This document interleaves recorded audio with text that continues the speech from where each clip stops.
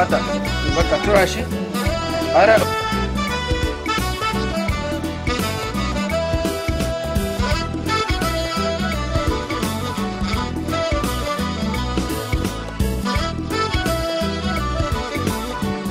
Yara magaalaa ofii keessatti waan baay'ee hojjennee jirra kan amma argaa turre san jechaadha. Kan immoo kan taasisni dargaggoota magaalaa ofii akkasumas uummata magaalaa ofii wajjin ta'uu jechaadha. Duraan dursee galatoon jecha carraa kana argachuu kootiif baay'ee gammada. Haa ta'uuti wanti jalqaban kakaasee gargaarsa kana akka walitti qabnuu fi namootas gargaaruudhaaf wanti nu kakaase dargaggoota lolee ofii dabalate. Egaa akkuma aadaa keenyaa kanaan dura ayyaana adda addaa irratti yeroo ayyaana dabarsin ayyaana Faasigaa, ayyaana Gannaa, ayyaana Sooma Hiikaa, ayyaana kamirrattu wal gargaarsi aadaa keenya namni wajjin nyaatee dhuga. Nama gargaaruuf nama ta'uun gahaadha. Nama gargaaruuf dirqama maallaqa qofa qabaachuu miti. Yaadanuu nama cinaa dhaabachuun akkasumas immoo barachuun keenya maaliif deebinee hawaasa rakkataa nu barsiisee kana gargaaru. Kanaaf yeroo boqonnaa keenyaa kana immoo wanti gaggaarii akkasii kana raawwannee uummata keenyas gammachiisnee rakkataa gammachiisuu jechuun deebitee ofii keetiif gammachuu sammuu gargaarta. Kan qabu immoo qalatee marqatee nyaata. Kan hin qabne immoo sooma soomarraan dabarsa. Sooma soomatti dabarsee gaddaan dabarsa harkaan qabu.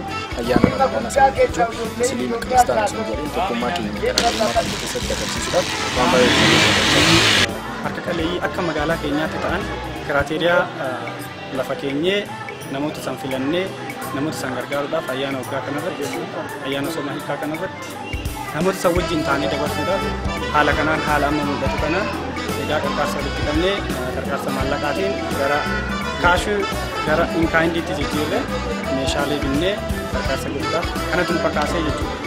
Gammachuu sammuu gammachuu waa hunda oliiti.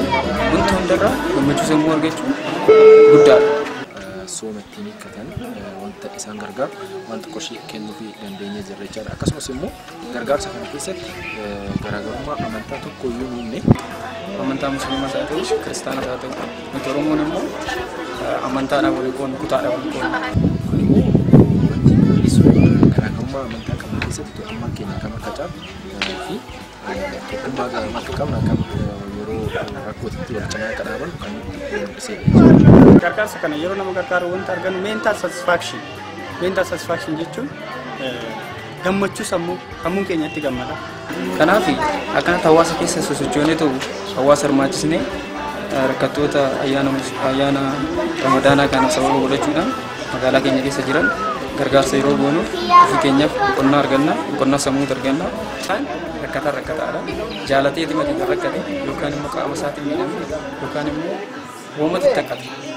Kanaaf rakkataa gargaaru kun amantaan isaa kana jechuun adda qooduu hin taane akka rakkatetti bifa gargaaramuu qabu gargaaruu qabannaan jedhama. Fedhiidhaan kan ka'eera waan fedhiirraa maddeera. Egaa namoota gargaarree gammachuu sammuuti wanti sitti dhaga'amu akka aadaa ta'us manni keenyas akka waan kanarraa baratu barbaanna galatoon. Dhumarratti wanti jechuu barbaadu warroonni viidiyoo kan ilaaltan keessattuu jiraattota magaalaa ofii warra taatan akkasumas immoo naannoo birootis haa ta'u namoonni akka haga keessan hin qabne ni jiru namoonni rakkatan jechaadha.